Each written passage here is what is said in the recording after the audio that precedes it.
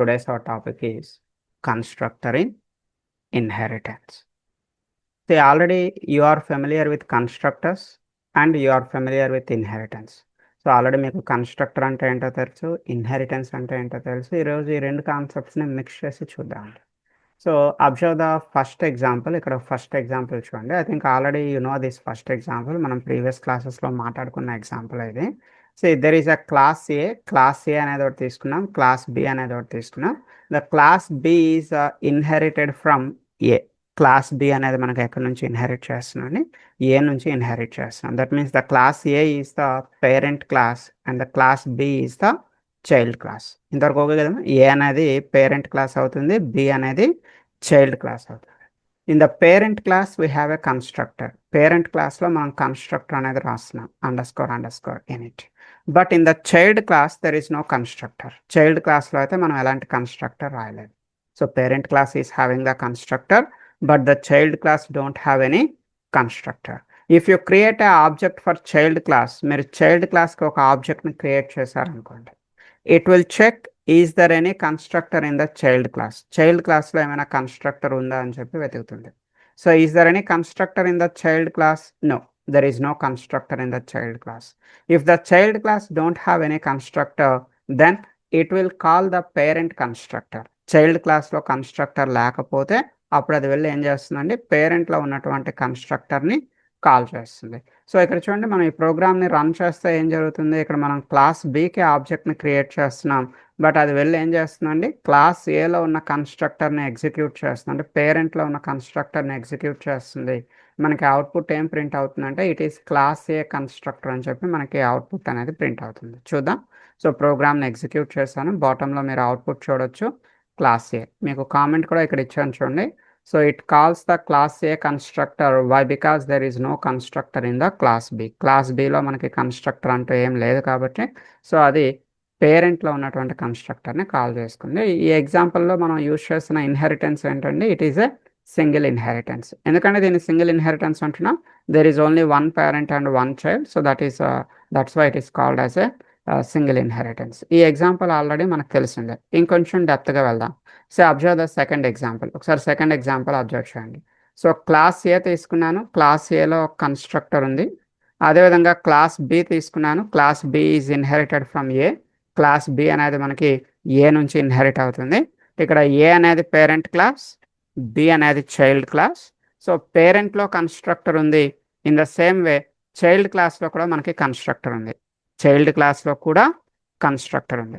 ఓకేమా? పేరెంట్లోనే constructor ఉంది, child క్లాస్లో కూడా కన్స్ట్రక్టర్ ఉంది. సో ఇప్పుడు మీరు చైల్డ్ క్లాస్కి ఒక ఆబ్జెక్ట్ని క్రియేట్ చేస్తే ఏం జరుగుతుంది, ఇది పేరెంట్లో ఉన్న కన్స్ట్రక్టర్ని కాల్ చేస్తుందా లేదా చైల్డ్లో ఉన్న కన్స్ట్రక్టర్ని కాల్ చేస్తుందా అంటే it will call the constructor from child class only. Child క్లాస్లో ఉన్న కన్స్ట్రక్టర్నే కాల్ చేస్తుంది. ఫస్ట్ ప్రయారిటీ ఎప్పుడు కూడా సేమ్, మీరు ఏ క్లాస్కి అయితే ఆబ్జెక్ట్ని క్రియేట్ చేస్తున్నారో ఆ క్లాస్లో ఉన్న కన్స్ట్రక్టర్నే కాల్ చేస్తుంది. సో ఫర్ ఎగ్జాంపుల్ ఆ క్లాస్లో మీకు కన్స్ట్రక్టర్ లేకపోతేనే అది పేరెంట్లో ఉన్నటువంటి కన్స్ట్రక్టర్ని కాల్ చేస్తుంది. ప్రజెంట్ అయితే క్లాస్ బికి ఆబ్జెక్ట్ని క్రియేట్ చేసేటప్పుడు క్లాస్ బిలో ఉన్న కన్స్ట్రక్టర్ని కాల్ చేస్తుంది. మీకు అవుట్పుట్ ఏం ప్రింట్ చేస్తున్నామో it is class B constructor అని చెప్పి ప్రింట్ చేస్తుంది. రన్ చేసిన తర్వాత మీరు బాటంలో అవుట్పుట్ చూడొచ్చు. So it is class B constructor అని చెప్పి వచ్చింది. It is the example number 2. నేను ఈ ఎగ్జాంపుల్స్ అన్ని కూడా మీ జీ డ్రైవ్లో పంపిస్తాను. Okay. So observe the next example. Third example ఒకసారి చూడండి. సో ఇది కూడా సింగిల్ ఇన్హెరిటెన్స్లోనే తీసుకున్నాను. సో క్లాస్ ఏలో ఒక కన్స్ట్రక్టర్ ఉంది, క్లాస్ బిలో ఒక కన్స్ట్రక్టర్ ఉంది, అంటే పేరెంట్లోనే కన్స్ట్రక్టర్ ఉంది. చైల్డ్ క్లాస్ బి అనేది చైల్డ్ క్లాస్, చైల్డ్ క్లాస్లో కూడా కన్స్ట్రక్టర్ ఉంది. బట్ చైల్డ్ క్లాస్ కన్స్ట్రక్టర్లో నేను ఎవరిని కాల్ చేయాలనుకుంటున్నా అంటే పేరెంట్లో ఉన్న కన్స్ట్రక్టర్ని కాల్ చేయాలి. With using child class constructor I want to call the parent class constructor. Parent క్లాస్లో ఉన్న కన్స్ట్రక్టర్ని కాల్ చేయాలనుకుంటున్నాను. సో దానికోసం ఇక్కడ మనం ఒక చిన్న బిల్ట్ ఇన్ ఫంక్షన్ ఒకటి యూజ్ చేస్తామండి. Super dot underscore init. అంటే ఇది వెళ్ళి ఎవరిని కాల్ చేస్తుందండి, it will call the parent class constructor. పక్కన మీకు తెలియడానికి కామెంట్ కూడా రాశాను, it calling the parent class constructor. So after that దీని కంటిన్యూషన్ నేను ఏం చేశాను అంటే just it is class B constructor అని కూడా ఇచ్చాను. బట్ అసలు మీకు ఈ క్లాస్ బిలో ఉన్న కన్స్ట్రక్టర్ ఎప్పుడు ఎగ్జిక్యూట్ అవుతుందండి, when the class B constructor will execute. మీరు క్లాస్ బికి ఆబ్జెక్ట్ని క్రియేట్ చేసేటప్పుడు అంతే కదమ్మా, మీరు క్లాస్ బికి ఆబ్జెక్ట్ని క్రియేట్ చేసేటప్పుడు ఇది వెళ్ళి క్లాస్ బిలో ఉన్న కన్స్ట్రక్టర్ని కాల్ చేస్తుంది. బట్ క్లాస్ బిలో ఉన్న కన్స్ట్రక్టర్ వెళ్ళి ఎవరిని కాల్ చేస్తుందండి? పేరెంట్ కన్స్ట్రక్టర్ని కాల్ చేస్తుంది. సో పేరెంట్ కన్స్ట్రక్టర్ని కాల్ చేసేటప్పుడు మీకు అవుట్పుట్ ఏమని ప్రింట్ అవుతుంది? It is class A constructor అని చెప్పి ప్రింట్ అవుతుంది. ఆఫ్టర్ దట్ ఇక్కడ మీకు పేరెంట్ కన్స్ట్రక్టర్ కాల్ అయిన తర్వాత నెక్స్ట్ మరలా మనం ఏం ప్రింట్ చేస్తున్నాం అండి? It is class B constructor అని కూడా మనం ప్రింట్ చేస్తాం. అంటే ఇది ప్రోగ్రామ్ రన్ చేస్తే ఇది వెళ్ళి ఫస్ట్ క్లాస్ ఏ కన్స్ట్రక్టర్ అని చెప్పి ప్రింట్ చేస్తుంది. దాని కంటిన్యూషన్ మీకు క్లాస్ బి కన్స్ట్రక్టర్ అనేది కూడా ప్రింట్ చేస్తుంది. అంటే ఇక్కడ మనం కొత్తగా నేర్చుకున్నది ఏంటి అంటే, so if you want to call the parent class constructor from the child class constructor, మీరు చైల్డ్ క్లాస్ కన్స్ట్రక్టర్ నుంచి పేరెంట్లో ఉన్న కన్స్ట్రక్టర్ని కాల్ చేయాలి అనుకున్నట్టయితే మీరు యూజ్ చేయాల్సినటువంటి ఫంక్షన్ ఏంటంటే ఇక్కడ super dot underscore init. ఇంతవరకు ఓకేనండి? క్లియరా? Okay, right. Now coming to the next example చూద్దాం. ఇప్పటివరకు మనం సింగిల్ ఇన్హెరిటెన్స్ చూసాం. So now multiple inheritance. ఒకసారి మల్టిపుల్ ఇన్హెరిటెన్స్లో ఇదే కాన్సెప్ట్ చూద్దాం. సో క్లాస్ ఏ అనేది ఒక పేరెంట్ క్లాస్, క్లాస్ బి అనేది ఒక పేరెంట్ క్లాస్. చూడండి, ఏ అనేది ఒకటి, బి అనేది ఒకటి. ఏలో మీకు కన్స్ట్రక్టర్ ఉంది, ఇక్కడ it is class A constructor అని చెప్పి ప్రింట్ చేస్తున్నాం. క్లాస్ బి అనేది ఉందండి, క్లాస్ బిలో మనం ఏం చేస్తున్నాం అండి? It is class B constructor అని చెప్పి ప్రింట్ చేస్తున్నాం. క్లాస్ సిలోకి వెళ్తున్నా. క్లాస్ సి అనేది ఎక్కడి నుంచి ఇన్హెరిట్ అవుతుందండి? B comma A. మీరు ఒకసారి ఏ కామా బితో ట్రై చేయండి, as well as B comma ఏతో కూడా ట్రై చేయండి. ఫర్ ఎగ్జాంపుల్ ఇనీషియల్గా నేను ఏ కామా బితో ఒకసారి మీకు ట్రై చేసి చూపిస్తాను. A comma B. సో ఇది మల్టిపుల్ మల్టీ లెవెల్ అండి? Is it a multiple or is it a multi level? Multiple sir. Yeah, exactly multiple. ఎందుకంటే it is having a multiple parent classes అనేవి ఉన్నాయి. So ఇప్పుడు class సిలో మనం ఏం చేస్తున్నాం అండి? ఒక కన్స్ట్రక్టర్ రాస్తున్నాం. కాకపోతే ఈ కన్స్ట్రక్టర్లో మనం super dot underscore in it అంటే పేరెంట్ తలక కన్స్ట్రక్టర్ని కాల్ చేయమని అడుగుతున్నాం. సో ఇప్పుడు పేరెంట్ తలక కన్స్ట్రక్టర్ అంటే అది ఏ నుంచి కాల్ చేసుకుంటుందా లేదా బి నుంచి కాల్ చేసుకుంటుందా? ఎందుకు ఈ డౌట్ వచ్చిందండి? ఏ అనేది పేరెంటే, బి అనేది కూడా పేరెంటే, అంతే కదండి. క్లాస్ సికి ఎన్ని పేరెంట్స్ ఉన్నాయండి? The class C is having 2 parent classes. A is a parent class, B is also parent class. ఇంతవరకు ఓకేనండి? ఏ అనేది పేరెంట్, బి కూడా పేరెంటే. మరి super dot underscore init అనేటప్పుడు అది ఏలో ఉన్నటువంటి కన్స్ట్రక్టర్ని కాల్ చేస్తుందా లేదా బిలో ఉన్న కన్స్ట్రక్టర్ని కాల్ చేస్తుందా? ఇక్కడ మనకి ఒక కాన్సెప్ట్ హెల్ప్ అవుతుందండి. That concept is MRO concept. MRO stands for method resolution order అంటారండి. మెథడ్ రిజల్యూషన్ ఆర్డర్ ఏంటండి? మెథడ్ రిజల్యూషన్ ఆర్డర్ ఏం లేదండి, మన భాషలో చెప్పాలి అంటే first come first serve. First come first serve అంటే అర్థం ఏంటండి ఇక్కడ? సో ఇక్కడ మీరు రాసేటప్పుడు ఏ కామా బి అని రాశారు అనుకోండి, అంటే మనం ఇన్హెరిట్ చేసేటప్పుడు ఏ కామా బి అని రాశారు. ఇప్పుడు ఈ రెండింటిలో హై ప్రయారిటీ దేనికి ఉంటుందండి? The high priority is for ఏకి హై ప్రయారిటీ ఉంటుంది. మీరు సూపర్ డాట్ అనేటప్పుడు అది ఎవరిని పేరెంట్గా ట్రీట్ చేస్తుందండి? ఏ పేరెంట్ నుంచి కన్స్ట్రక్టర్ని తీసుకుంటుంది? ఏలోనే కన్స్ట్రక్టర్ ఉంది, బిలో కూడా కన్స్ట్రక్టర్ ఉంది. మీరు సూపర్ డాట్ కన్స్ట్రక్టర్ అంటే అది ఎవరిని కన్స్ట్రక్టర్ని కాల్ చేస్తుందండి? ఏలో ఉన్నటువంటి కన్స్ట్రక్టర్ని కాల్ చేస్తుంది. అర్థమైందా sir? Got it? Okay, next దానికంటే అంటే మనకు అవుట్పుట్ ఏం ప్రింట్ అవుతుందండి రన్ చేసేటప్పుడు? సో ఇక్కడ నేను సీకి ఆబ్జెక్ట్ని క్రియేట్ చేశాను. సీకి ఆబ్జెక్ట్ని క్రియేట్ చేస్తే అది సీలో ఉన్న కన్స్ట్రక్టర్ని కాల్ చేసుకుంటుంది. సీలో ఉన్న కన్స్ట్రక్టర్ కాల్ చేసుకుని అది మనకి పేరెంట్లో ఉన్న కన్స్ట్రక్టర్ అంటే ఏ డాట్ కన్స్ట్రక్టర్ కాల్ అవుతుంది. ఏ డాట్ కన్స్ట్రక్టర్ అంటే మీకు ఏం ప్రింట్ అవుతుందండి? It is class A constructor అని చెప్పి ప్రింట్ అవుతుంది. తర్వాత మనకి దాని కంటిన్యూషన్ మనం ఏం ప్రింట్ చేసాం? It is class C constructor. So run చేసి చూస్తే మీకు బాటంలో అవుట్పుట్ ఏమొచ్చింది చూడండి sir. The output is it is class A constructor and it is class C constructor అని చెప్పి వచ్చింది. ఇంతవరకు ఓకేనండి? క్లియరా? సి బాటంలో అవుట్పుట్ అబ్జర్వ్ చేశారండి.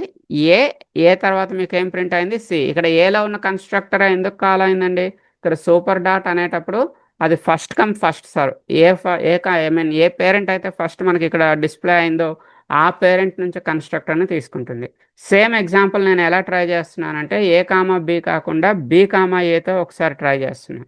సో బి కామా ఏతో ట్రై చేస్తే ఇక్కడ మీకు సూపర్ డాట్ అంటే ఎవరినండి పేరెంట్గా తీసుకుంటుంది? బిని పేరెంట్గా తీసుకుంటుంది. బిలో ఉన్న కన్స్ట్రక్టర్ కాల్ అవుతుంది. తర్వాత మీకు సి అనే కన్స్ట్రక్టర్ ప్రింట్ అవుతుంది. చూపిస్తా చూడండి. రన్ చేస్తే మీకు ప్రీవియస్గా ఏలో ఉన్న కన్స్ట్రక్టర్ని కాల్ చేసుకుంది మీరు సూపర్ అనేటప్పుడు. ఇప్పుడు సూపర్ అంటే ఎవరిని తీసుకుంటుందండి? బిని తీసుకుంటుంది. అర్థమైందా సార్? Got it? ఏమైనా డౌట్ ఉందా అండి? లేదు sir.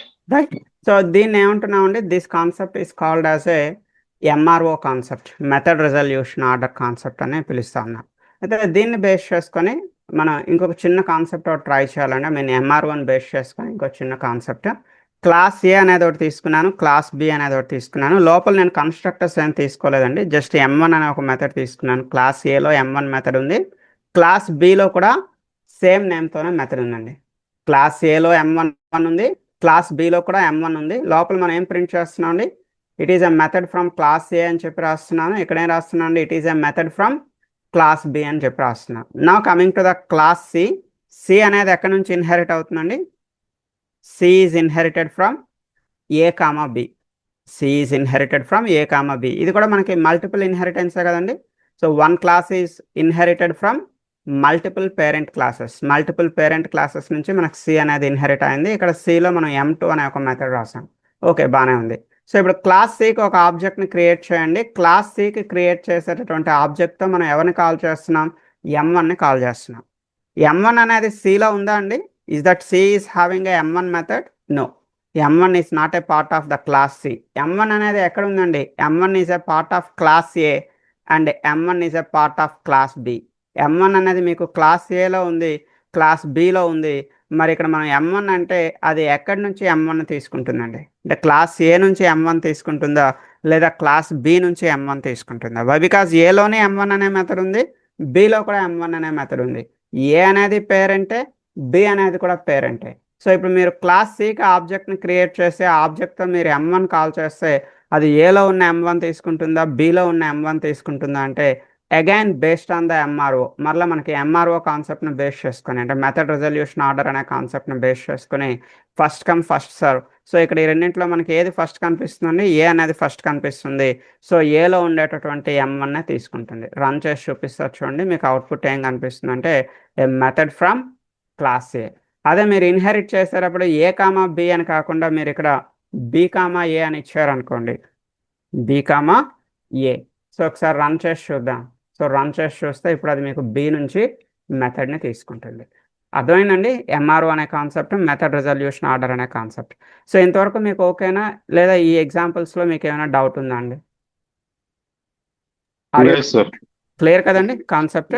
So now take Yes, one sir. More, నేను ఈ ఫోల్డర్ అంతా మీకు పంపిస్తాను. Okay, so now take one more heading, ఇంకో చిన్న హెడ్డింగ్ తీసుకోండి, పాలిమార్ఫిజం అని చెప్పి ఒక చిన్న హెడ్డింగ్ తీసుకో. The topic is polymorphism. ఏం లేదండి, polymorphism means one name with many forms. One name with many forms అంటే చూడ్డానికి ఒకటే నేమ్ కనిపిస్తుంది, but it can act like a different ways. అది మనకి డిఫరెంట్ వేస్లో వర్క్ చేస్తూ ఉంటుంది. So that means as a human being we are the best examples for polymorphism. సో ఒక హ్యూమన్ బీయింగ్గా మనకు మనమే పాలిమార్ఫిజంకి ఒక బెస్ట్ ఎగ్జాంపుల్గా చెప్పుకోవచ్చు అండి. సో అది నేను అవ్వచ్చు, మీరు అవ్వచ్చు, ఇంకెవరైనా అవ్వచ్చు. రీజన్ ఏంటంటే ఫర్ ఎగ్జాంపుల్ చూడండి, ఇంట్లో మన బిహేవియర్ వేరేగా ఉంటుంది, ఆఫీస్లో మన బిహేవియర్ వేరేగా ఉంటుంది, ఒక టెంపుల్కి వెళ్తే టెంపుల్లో మన బిహేవియర్ వేరేగా ఉంటుంది, అంతేగాని లేదా ఒక మూవీకి వెళ్ళాం, మూవీ థియేటర్లో మన బిహేవియర్ వేరేగా ఉంటుంది. But same person, but according to the environment లేదా అకార్డింగ్ టు ద ఇన్పుట్ మన బిహేవియర్ అనేది మారిపోతూ ఉంటుంది. ఇంట్లో ఉన్నట్టు ఆఫీస్లో ఉండలేం, ఆఫీస్లో ఉండేటట్టు ఇంట్లో ఉండలేం, సో టెంపుల్లో ఉండేటట్టు ఇంకో దగ్గర ఉండలేం. సో ప్రతి ప్లేస్లో కూడా మన బిహేవియర్ అనేది అకార్డింగ్ టు దట్ ఎన్విరాన్మెంట్ మన వర్క్ అనేది మారిపోతూ ఉంటుంది. సో ఇక్కడ కూడా సేమ్ అండి, ఫంక్షన్ నేమ్ అదే ఉంటుంది, బట్ మీరు ఆ ఫంక్షన్లో ఇచ్చే ఇన్పుట్స్ని బేస్ చేసుకొని ఆ ఫంక్షన్ తాలూకా ఫంక్షనాలిటీస్ మారిపోతూ ఉంటుంది. సో దాన్ని ఇక్కడ ఏమంటున్నాం అండి, పాలిమార్ఫిజం అంటున్నాం. సో ఇక్కడ మనకి పైథాన్లో 4 టైప్స్ ఆఫ్ పాలిమార్ఫిజమ్స్ ఉన్నాయండి. ఏంటి 4 types of polymorphisms? Method overloading, method overloading, next second one ఏంటండి, method overriding, the third one is operator overloading, operator overloading, the last one, the fourth one is duck typing. So ఇవన్నీ కూడా one by one with examples చూద్దాం. So take the heading polymorphism, polymorphism అని heading తీసుకోండి, take the notes. So polymorphism is nothing but, polymorphism is nothing but one name with many forms. One name with many forms. Okay, next అండి, It is 4 types. It is 4 types. List రాసుకోండి. Number 1, method overloading. Method overloading. Number 2, method overriding. Method overriding. Number 3, operator overloading. Operator overloading. The last one, the 4th one, duck typing. Duck typing. Right. So ఇందులో first heading తీసుకోండి, method overloading. Method overloading అంటే ఏం లేదండి, method names ఏమి ఉండాలి, but method taluka signature డిఫరెంట్గా ఉండాలండి. Method names ఏమి ఉండాలి, మెథడ్ తాలూకా సిగ్నేచర్ డిఫరెంట్గా ఉండాలి. సిగ్నేచర్ అంటే సో ఒక మెథడ్లో ఉండేటటువంటి నెంబర్ ఆఫ్ ఆర్గ్యుమెంట్స్ వేరొక మెథడ్లో ఉండేటటువంటి నెంబర్ ఆఫ్ ఆర్గ్యుమెంట్స్ డిఫరెంట్గా ఉండాలి. సో నెంబర్ ఆఫ్ ఆర్గ్యుమెంట్స్లో అయినా మీకు డిఫరెన్స్ ఉండొచ్చు, లేదా వాటి డేటా టైప్స్లో అయినా మీకు డిఫరెన్స్ ఉండొచ్చు. నెంబర్ ఆఫ్ ఆర్గ్యుమెంట్స్లో అయినా మీకు డిఫరెన్స్ ఉండొచ్చు, లేదా వాటి డేటా టైప్స్లో అయినా మీకు డిఫరెన్స్ ఉండొచ్చు. ఇది మీకు ఈజీగా అర్థం అవ్వాలనే ఉద్దేశంతో నేను నెంబర్ ఆఫ్ ఆర్గ్యుమెంట్స్లో డిఫరెన్స్ అనేది ఇచ్చానండి. ఎగ్జాంపుల్గా నేను డెమో అనే ఒక క్లాస్ తీసుకున్నాను.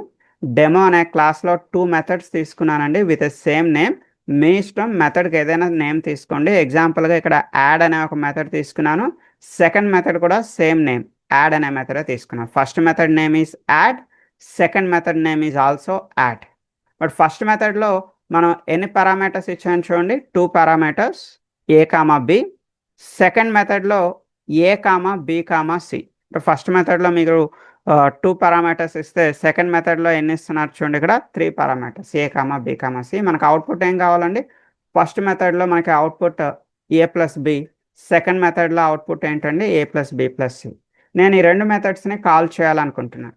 మెథడ్స్ని కాల్ చేయాలి అంటే మీరు ఏం చేయాలండి, మీరు మీ క్లాస్కి ఏం క్రియేట్ చేయాలి, ఒక ఆబ్జెక్ట్ని క్రియేట్ చేయాలి.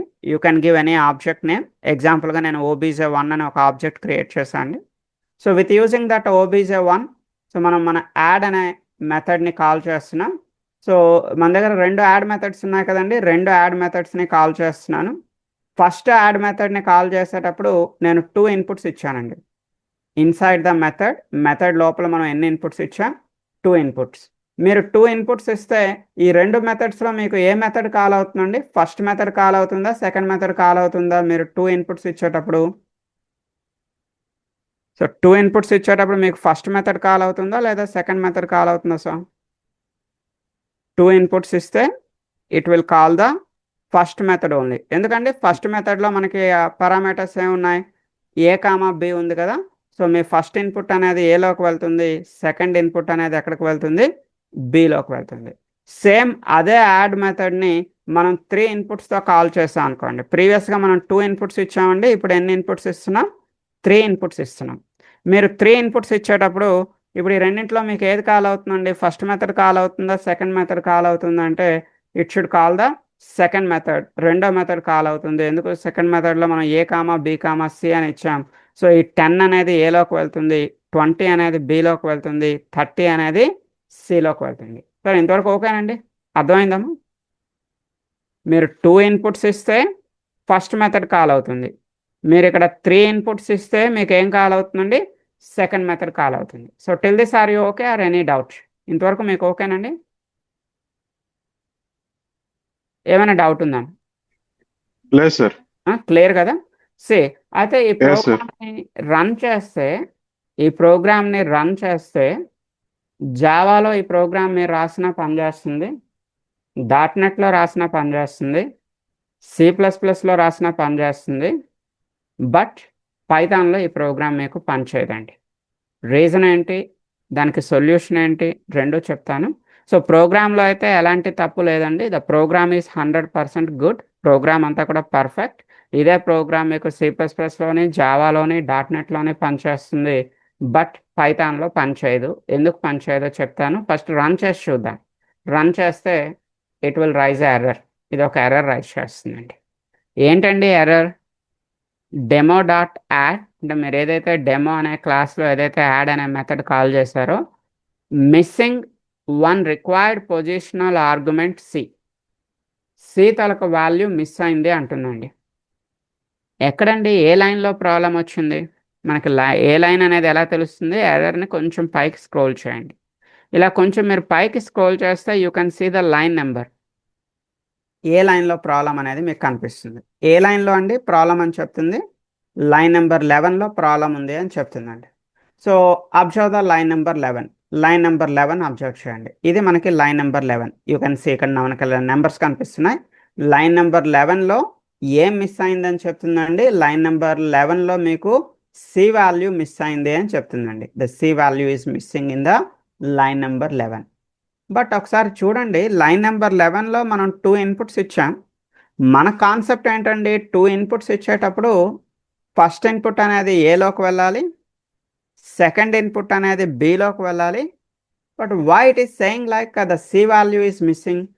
సి వాల్యూ మిస్ అయింది లైన్ నెంబర్ 11లో అని ఎందుకు చెప్తుంది? రీజన్ ఏంటి? రీజన్ ఏంటి అంటే పైథాన్లో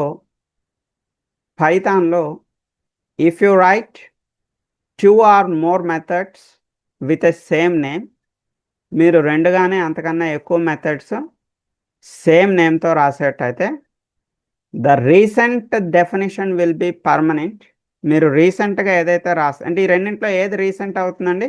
దిస్ ఈజ్ ద రీసెంట్. అంటే recent definition will be saved and the previous definitions are overwrite on the previous one, overwrite with the previous one. అంటే ప్రీవియస్గా రాసినటువంటి డెఫినేషన్స్ ఏవి కూడా పైథాన్కి గుర్తుండవు. పైథాన్కి పాత డెఫినేషన్స్ ఏవి గుర్తుండవు. సేమ్ నేమ్తో మీరు మల్టిపుల్ మెథడ్స్ రాసేటప్పుడు రీసెంట్గా మీరు ఏదైతే రాస్తారో డెఫినేషన్, ఆ రీసెంట్గా రాసిన డెఫినేషన్ మాత్రమే పైథాన్కి గుర్తుంటుంది. అంటే మీరు సేమ్ నేమ్తో రాస్తే, నేమ్ మారిస్తే ఓకే, బట్ ఇక్కడ యాడ్ అనే రాస్తాం, ఇక్కడ కూడా యాడ్ అనే రాస్తాం. సో సేమ్ నేమ్తో ఇలా మీరు మల్టిపుల్ మెథడ్స్ రాసేటప్పుడు రీసెంట్ డెఫినేషన్ మాత్రమే అది గుర్తుపెట్టుకుంటుంది, ప్రీవియస్ డెఫినేషన్ని అది మర్చిపోతుంది. అంటే ఈ ప్రీవియస్ డెఫినేషన్ని మన పైథాన్ అనేది మర్చిపోతుంది. అంటే దానికి ఇంకా ఏ కామా బి అనే మీరు ఏదైతే రాసారో ఇది గుర్తుండదు పైథాన్కి. పైథాన్కి ఏం గుర్తుంటుందండి? ఓన్లీ ఏ కామా బి కామా సి అని చెప్పి రాశారు కదా రీసెంట్గా, ఈ రీసెంట్ వన్ ఒకటే పైథాన్కి గుర్తుంటుంది. సో దట్స్ వై ఇక్కడ మీరు 1, 2 అని ఇన్పుట్స్ ఇస్తే దానికి పాతది గుర్తులేదు కదండి. 2 ఇన్పుట్స్తో మీరు రాసేది పైథాన్కి గుర్తులేదు. పైథాన్కి ఏం గుర్తుంది? ఓన్లీ ఏ కామా బి కామా సితో మీరు రాసేది మాత్రమే గుర్తుంది.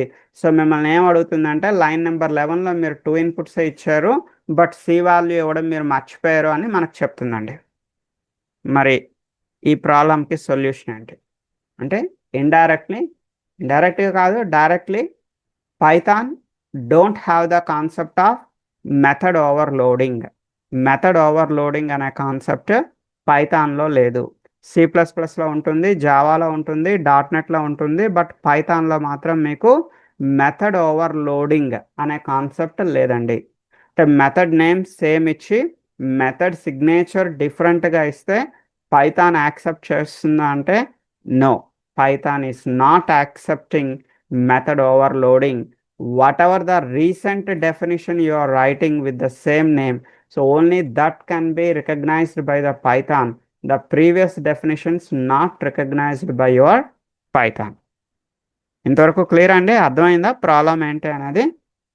ఓకే సి అండ్ దీనికి సొల్యూషన్ ఏంటండి? సొల్యూషన్ ఏమైనా ఉందా? యాక్చువల్గా అయితే పైథాన్లో మెథడ్ ఓవర్లోడింగ్ అనే కాన్సెప్ట్ లేదు, బట్ దీనికి ఒక టెంపరరీ సొల్యూషన్ ఉంది. We have a temporary solution. ఏంటండి టెంపరరీ సొల్యూషన్ అంటే యూజర్ డిఫైన్డ్ ఫంక్షన్స్ అనే కాన్సెప్ట్లో ఆల్రెడీ మీకు కోర్ పైథాన్ రికార్డింగ్స్ అని ఇచ్చాను కదండి. కోర్ పైథాన్ రికార్డింగ్స్లో మీకు యూజర్ డిఫైన్డ్ ఫంక్షన్స్ అనే ఒక కాన్సెప్ట్ ఉంటుందండి. ఫంక్షన్స్ అనేది చాలా ఇంపార్టెంట్ కాన్సెప్ట్ మనకి కోర్ పైథాన్లో. ఈ యూజర్ డిఫైన్డ్ ఫంక్షన్స్లో నేను మీకు ఎగ్జాంపుల్ 5 అనేది ఒకసారి మీరు రికార్డింగ్స్లో చూసేటైతే ఇక్కడ మనకి different types of actual arguments అని చెప్పి నేను చెప్తా ఉంటానండి. యూజర్ డిఫైన్డ్ ఫంక్షన్స్లో ఏంటి అంటే పొజిషన్ అని, కీవర్డ్ అని, డిఫాల్ట్ అని, వేరియబుల్ లెంత్ అని ఉంటుంది. సో ఒకసారి కావాల్సి ఇది కూడా చెప్తాను, ఎందుకంటే ఇది రాకుండా మీకు మెథడ్ ఓవర్లోడింగ్ అనే కాన్సెప్ట్ అర్థం కాదు. సో ఒకసారి చూద్దాం.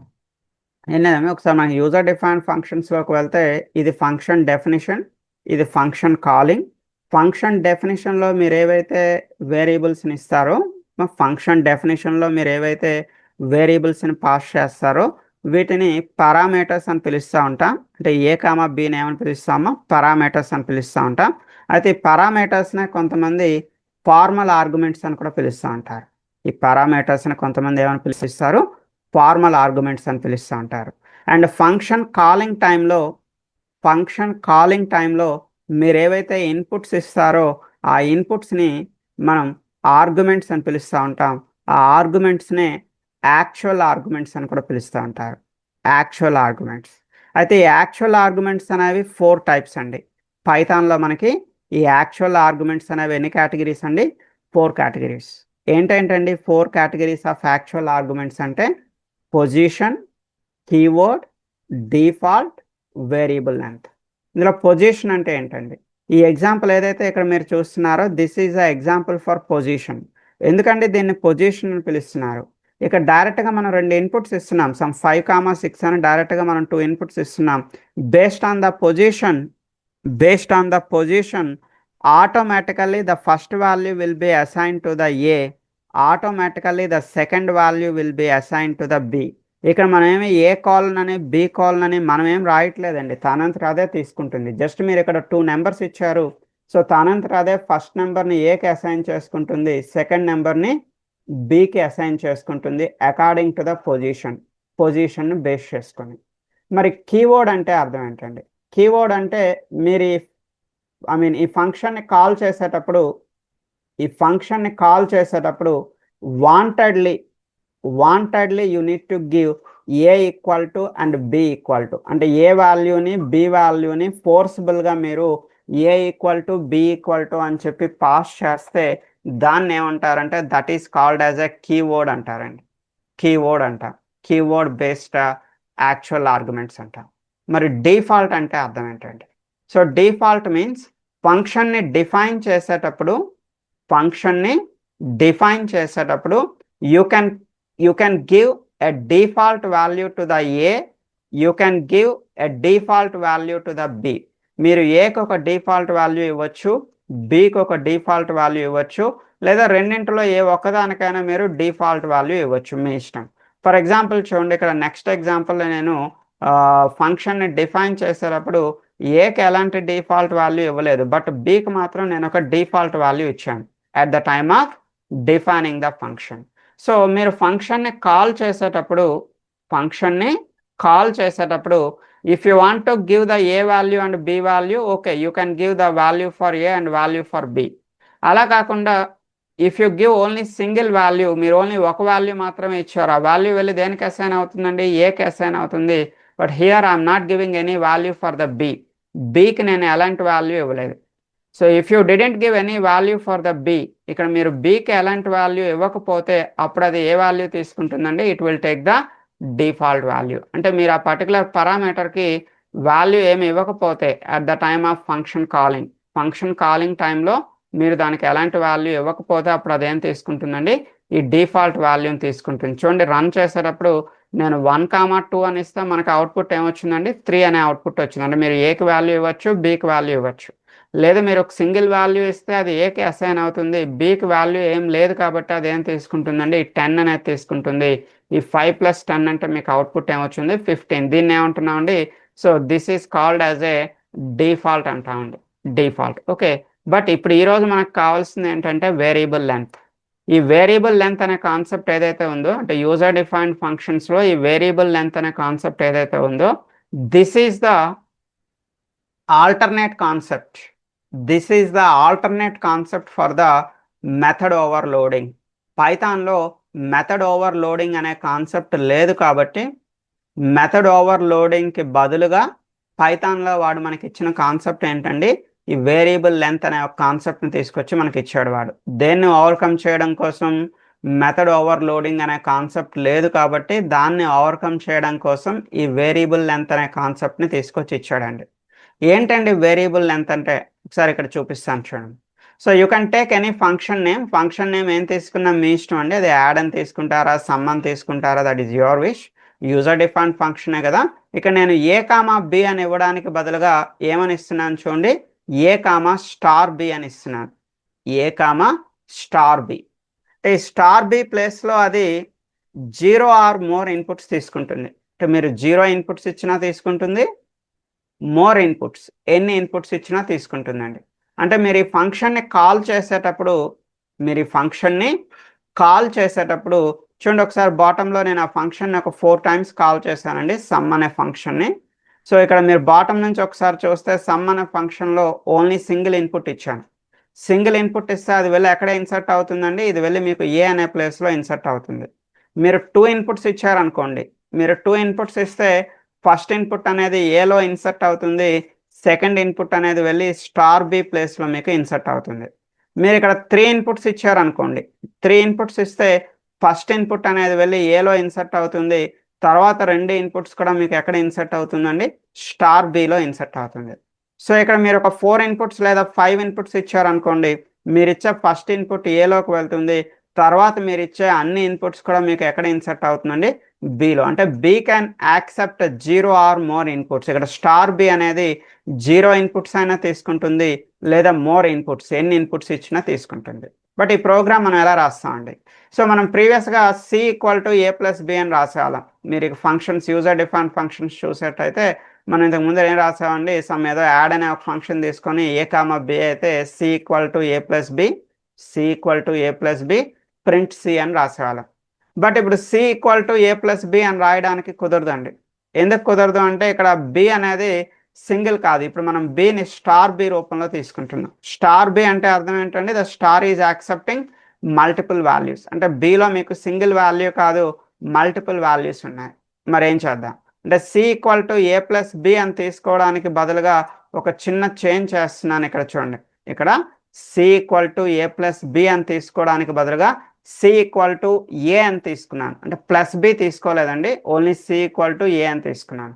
రీజన్ ఏంటి అంటే మనకి స్టార్ బిలో చాలా ఇన్పుట్స్ ఉన్నాయి కదండి, ఐ మీన్ బిలో మనకి మల్టిపుల్ ఇన్పుట్స్ ఉన్నాయి కదా. మల్టిపుల్ ఇన్పుట్స్ ఉండేటప్పుడు ఒక్కొక్క ఇన్పుట్ని మీరు ఫెట్ చేసుకోవాలి. అంటే మీకు ఏదైనా ఒక వేరియబుల్లో కానీ ఏదైనా ఒక ఆబ్జెక్ట్లో కానీ మల్టిపుల్ వాల్యూస్ ఉండేటప్పుడు 1 by 1 ఒకదాని తర్వాత ఒకటి ఫెట్ చేసుకోవాలి అనుకుంటే ఫర్ లూప్ యూస్ చేసి ఫెట్ చేసుకుంటారు. ఫెచ్చింగ్ అయిన దాన్ని ఒక వేరియబుల్లో తీసుకొని ఆ వేరియబుల్ని మనం దేనికి యాడ్ చేస్తున్నాం అండి, మన సికి యాడ్ చేస్తున్నాం. మనం ప్రీవియస్గా అయితే C equal to A plus B రాసేవాళ్ళం, బట్ బిలో మల్టిపుల్ వాల్యూస్ ఉండడం వల్ల C equal to A plus B అని రాయకుండా C equal to A value ఒకటే తీసుకున్నాం, బట్ ప్లస్ బి అనేది మనం యాడ్ చేయాలి. బిలో ఉండే మల్టిపుల్ వాల్యూస్ని ఒక్కొక్కటి మనం ఫెట్ చేసి ఐ అనే ఒక వేరియబుల్లో తీసుకొని ఐ వాల్యూని మనం దేనికి యాడ్ చేస్తున్నాం అండి, సికి యాడ్ చేస్తున్నాం. సో మల్టిపుల్ వాల్యూస్ని 1 by 1 యాడ్ చేసిన తర్వాత finally we are going to print the C. ఫైనల్గా మనం ఏం చేస్తున్నాం అండి, ఈ ఫంక్షన్లో సిని ప్రింట్ చేస్తున్నాం. అర్థమైందమ్మా? సో ఇది మనకి కాన్సెప్ట్ ఇది. సో ఎనీవే ఒకసారి మీరు ఈ ఫంక్షన్ కాలింగ్స్ చూస్తే ఎలా ఉందండి, సేమ్ ఫంక్షన్ని మనం సింగిల్ ఇన్పుట్తో కాల్ చేస్తున్నాం, మల్టిపుల్ ఇన్పుట్స్తో కూడా కాల్ చేస్తా ఉన్నాం. సో మనకి ఈ మెథడ్ ఓవర్లోడింగ్లో కూడా మన కాన్సెప్ట్ అదే కదండి. మెథడ్ ఓవర్లోడింగ్లో కూడా ఏంటి, మనకి మెథడ్ నేమ్ సేమ్ ఉండాలి విత్ డిఫరెంట్ ఇన్పుట్స్. అంటే 2 ఇన్పుట్స్ ఇచ్చినా పని చేయాలి, 3 ఇన్పుట్స్ ఇచ్చినా పని చేయాలి, 4 ఇన్పుట్స్ ఇచ్చినా పని చేయాలి, 5 ఇన్పుట్స్ ఇచ్చినా పని చేయాలి అనేది కొంచెం ఇంటర్నల్గా అలానే మనకు వస్తుంది. అంటే వేరియబుల్ లెంత్ అనే కాన్సెప్ట్ని ఇక్కడ దేనికి ఆల్టర్నేట్గా వాడు చెప్తున్నాడండి. So the variable length concept is temporary alternate for method overloading. Why? Because in Python, if you write multiple methods with the same name, then only the recent method definition can be recognized by the Python. The previous methods with the same name not recognized by the Python. ఇవేవి కూడా Python recognize చేయలేదండి. Okay, so remaining అన్ని work అవుతాయండి. మనం రేపటి క్లాస్లో చూద్దాం. అంటే రిమైనింగ్ అంటే ఏంటి, మెథడ్ ఓవర్ రైడింగ్ అనేది పనిచేస్తుంది, ఓవర్లోడింగ్ పనిచేయదండి, బట్ మెథడ్ ఓవర్ రైడింగ్ అనేది పనిచేస్తుంది, ఆపరేటర్ ఓవర్లోడింగ్ అనేది పనిచేస్తుంది, డక్ టైపింగ్ అనేది పనిచేస్తుంది. In tomorrow's class I'm going to explain the overriding. రేపటి క్లాస్లో నేను మీకు ఓవర్ రైడింగ్ అంటే ఏంటనేది చెప్తాను. ఓకే, అయితే ఓవర్లోడింగ్ కోసం మీరు ఏమైనా నోట్స్ రాయాలి అనుకుంటే చిన్న విషయాలు ఒక 2 చెప్తాను, మీరు రికార్డింగ్ చూసి రాసుకోండి. ఏం లేదమ్మా, మెథడ్ ఓవర్లోడింగ్ డెఫినేషన్ మీరు ఏం చెప్పొచ్చు యాక్చువల్గా, method overloading is nothing but the method name should be same but the method signature should be different. Method name should be same but method signature should be different. But in Python, method overloading is not possible. Why? Because if you write multiple methods with the same name, then the recent method definition can be recognized by the Python. The previous method definitions not recognized by the Python. To overcome this problem, so Python is having a concept. Which concept? The Python is having a concept, variable length concept in user defined functions. In user defined functions, Python is having a variable length argument. So with using that concept, so we can pass a different number of inputs. We can pass different number of inputs in the same method or same function. Okay, and tomorrow's our topic is, take the tomorrow's heading, method over riding. రేపు class start చేయడం డైరెక్ట్గా method over రైడింగ్తో start చేస్తాను.